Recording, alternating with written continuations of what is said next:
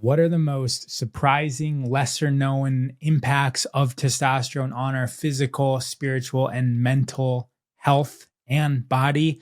I posed that question to 5 different testosterone experts. Those answers are about to be revealed to you right now. If you'd like to watch or listen to the full interview with any of our experts, find those links in the captions. Lucas Aoun. I'm mostly interested in it from the neurological / mental health benefits and how testosterone can significantly alter our perception of work and effort. That for me is the most interesting aspect. I like that. So you actually become more incentivized to go through work and effort with higher levels of testosterone. That's correct. It enables the ability to cope with adversity. So why is it that some men can easily have a really hard day at work and then come home and feel, cheerful and positive with their family, versus some men who, they the last thing they can think about is that work day was such a big effort. It was just too much. That too muchness. And yeah, I think that's really an interesting effect of testosterone. Doc Farhan Kawaja. These studies have been done where they look at track runners and they measure their testosterone, the first 250 finishes, and they'll measure everyone's testosterone and they'll see who has the highest at the end of the study versus the beginning of the study. And then they'll interview each person. And this is very interesting. It turns out that the ones that have the highest boost in testosterone, the highest spike in testosterone, are those who met their personal goals. It's not the guy who won the marathon. In fact, this is going to be in average or even lower.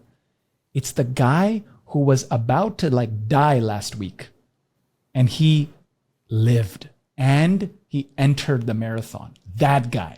So it's the difference between what you expect versus what you attain. So having success measured by your own standards, that's a sign of high testosterone. Nick Caputo. Men with higher social status, and that could be something like being a manager at your job, being the captain of your high school hockey team, being the tallest one in your friend group. Things like that, where you just have some sort of dominance of the men around you or some kind of leadership position, some kind of elevated social status from anything. You tend to have higher testosterone levels than those around you. Yeah. So that's one thing. I think there's a decent amount of evolutionary reasons for that. But at the end of the day, it comes back to reproduction and carrying on your genes.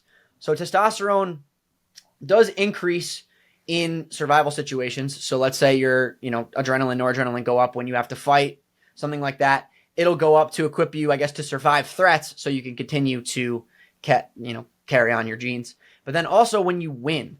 So let's say you win a competition. Let's say somebody comes, you come up to me and you try to fight me. We fight to the death. I kill you. I win.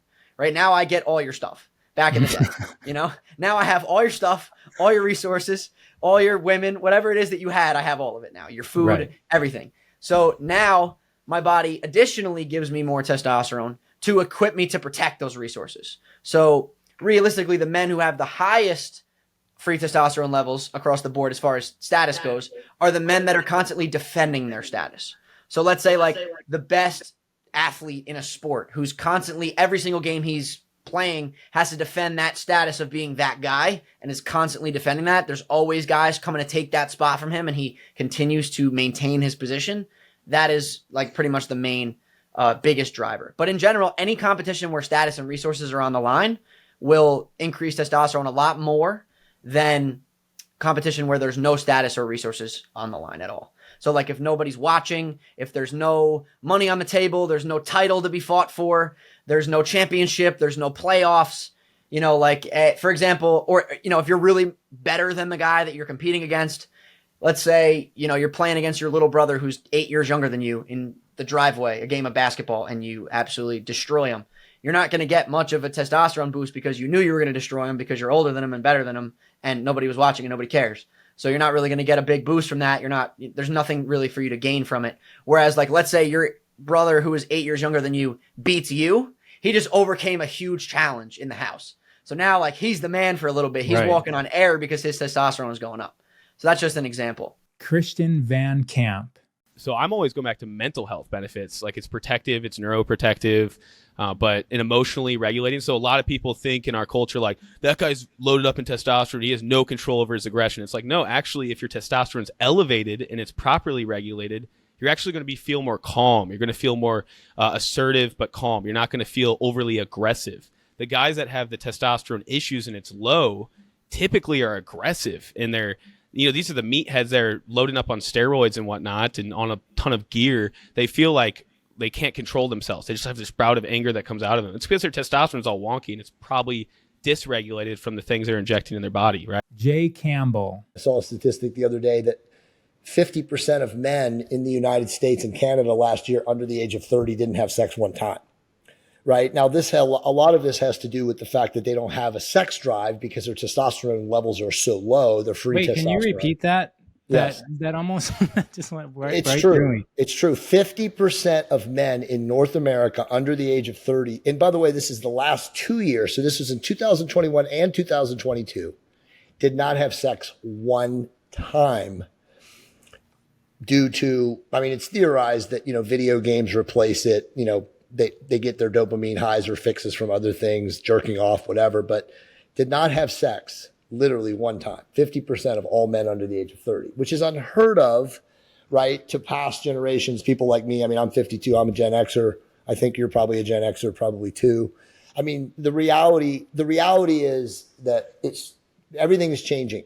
Culturally, paradigms are changing. Again, video games, technology, doing things to this. But ultimately, the reason that is because men have such low natural levels of both total and free testosterone. And again, it's environmental. It's happening in utero. The studies, the endocrine disrupting chemical stuff that's out there that they've known about, the EPA and, all the environmental companies who suppress this information. They've known about the in utero contamination since the late 90s, early 2000s. And they don't talk about this, but all you have to do is understand that if you're a man or a woman, and we can talk about women too, but if you were born in the 90s or the early 2000s, you were contaminated in utero from the environment. So all of those people have lower levels of natural and free testosterone. They have weaker bones. It's insane when you start looking at the data sets. But again, all of this is covered up by the mainstream. They don't talk about this. I talk about this, and the people that I'm connected with talk about this. And there's plenty of research. Dr. Anthony J, wrote the book Estrogeneration. That's an amazing guy. If you want me to introduce you guys to him, he would be a great interview. He talks about this kind of stuff, but the world is contaminated, and we now have young people, men and women today, who don't have sex, who have no, hormone levels that even register. They have no desire, to want to have sex or to procreate or, to chase a woman or to chase a guy. It's just the facts of where we're at in modern day. I'm trusting that you learned from the varied perspective of these testosterone experts. We have all 5 of the most asked questions on testosterone in the other shows in this series. Find out what those questions are and listen to the answer that they have provided us.